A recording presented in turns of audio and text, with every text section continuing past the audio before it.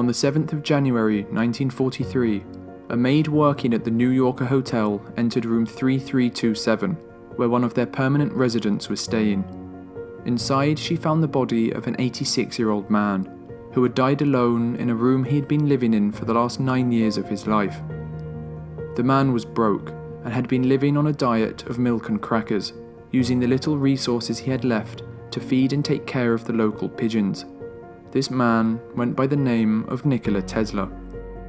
Seeing Tesla in his final years, it would have been hard to believe he was one of the greatest minds of the modern era. His genius shaped the world we know today, pioneering the alternating current, the electrical system which powers our homes around the globe. His influence can be seen all around us, from remote control and radio to wireless communication.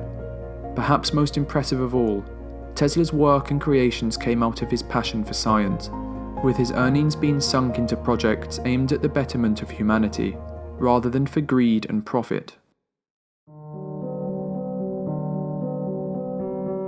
Tesla was born on the 10th of July 1856, in modern-day Croatia.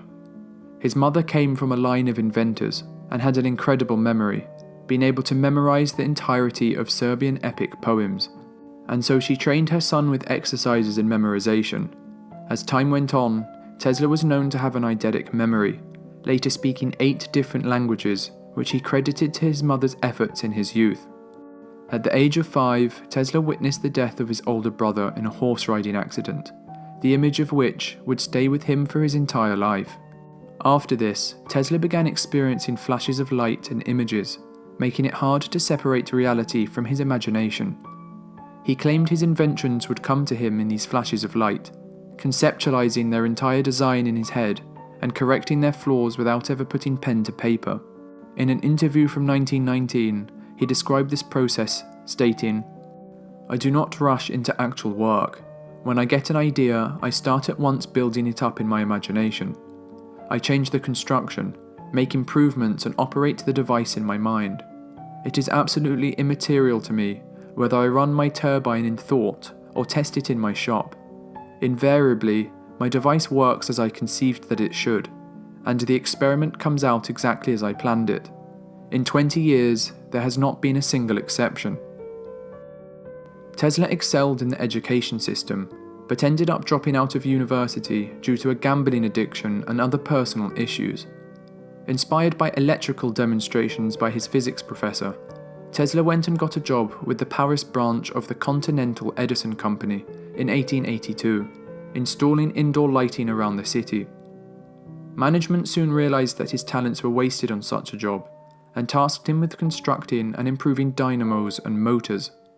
He was so insightful in his innovations that the company soon had him traveling around Europe, fixing problems at other Edison installations. In 1884, at the age of 28, Tesla's manager offered him a job at Edison Machine Works in New York City, an offer he accepted.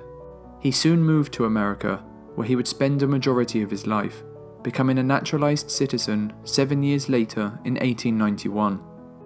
He soon came into contact with company owner Thomas Edison, and the two initially got on, with Tesla describing Edison as an inspirational figure, and Edison stating to Tesla, "I have had many hard-working assistants, but you take the cake."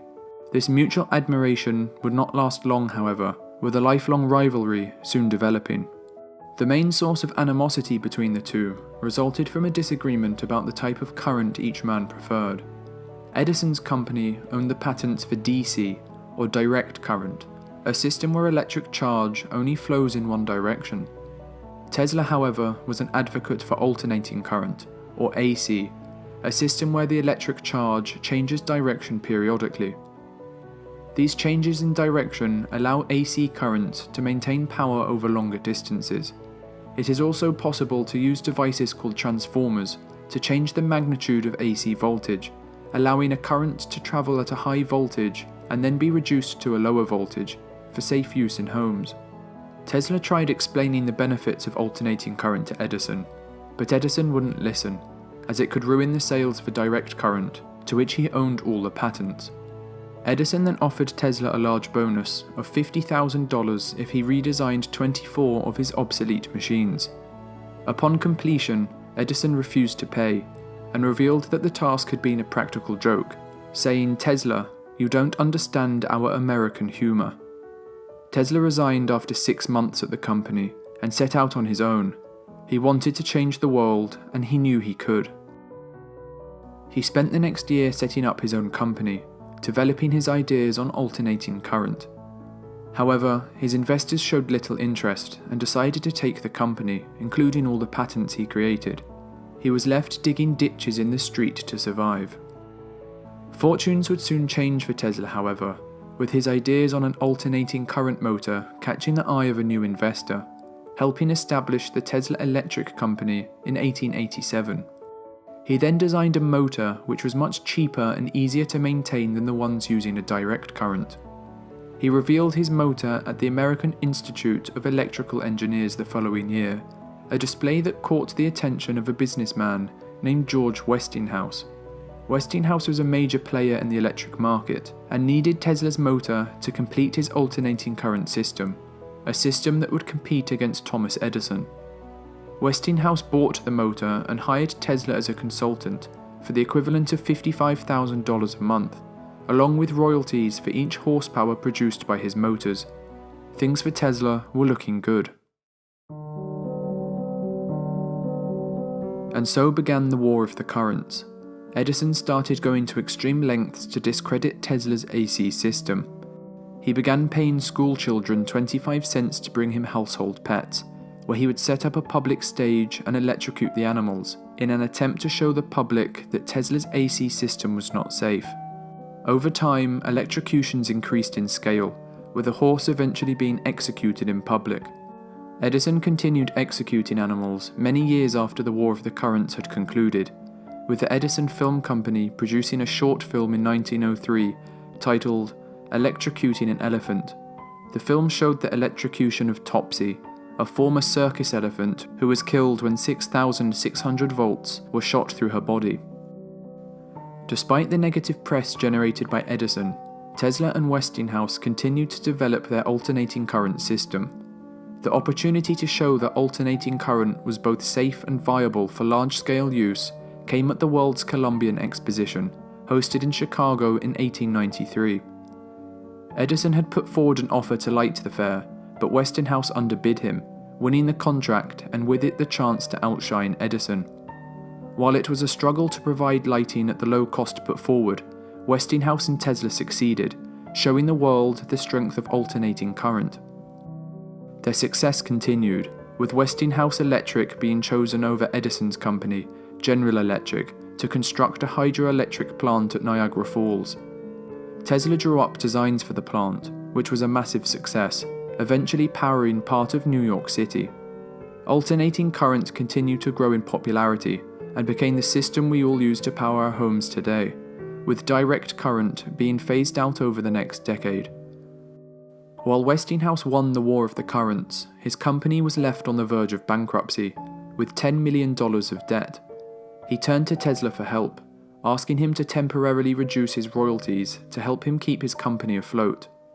Compelled by compassion for his friend, instead of reducing his royalties, Tesla tore up his contract, eliminating them entirely. The money he gave up would be worth $300 million in today's money, but this was of little concern to Tesla, who was more interested in the pursuit of science over financial gain. This act saved Westinghouse, who would go on to buy Tesla's AC patent for $216,000 in 1897.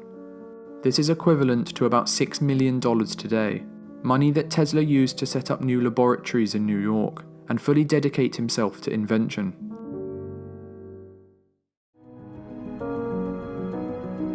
Tesla had become an international figure, with his laboratories frequently visited by the rich and powerful, including his close friend and father of American literature, Mark Twain. Tesla's inventions were numerous, with him amassing almost 300 patents in his career. He created an early version of neon lighting, a highly efficient bladeless turbine for automobiles, and was the pioneer in X-ray technology, being one of the first to warn of its dangers to humans. One of his most famous inventions was his renowned Tesla coil, a device capable of producing large amounts of high-voltage electricity. A standout invention was a remote-controlled boat displayed at Madison Square Garden in 1898. This boat was such an amazing advance in wireless technology and so ahead of its time that the audience initially thought he was using magic or telepathy to make it move. There were even claims that there was a monkey hidden inside the boat, who was trained to operate it.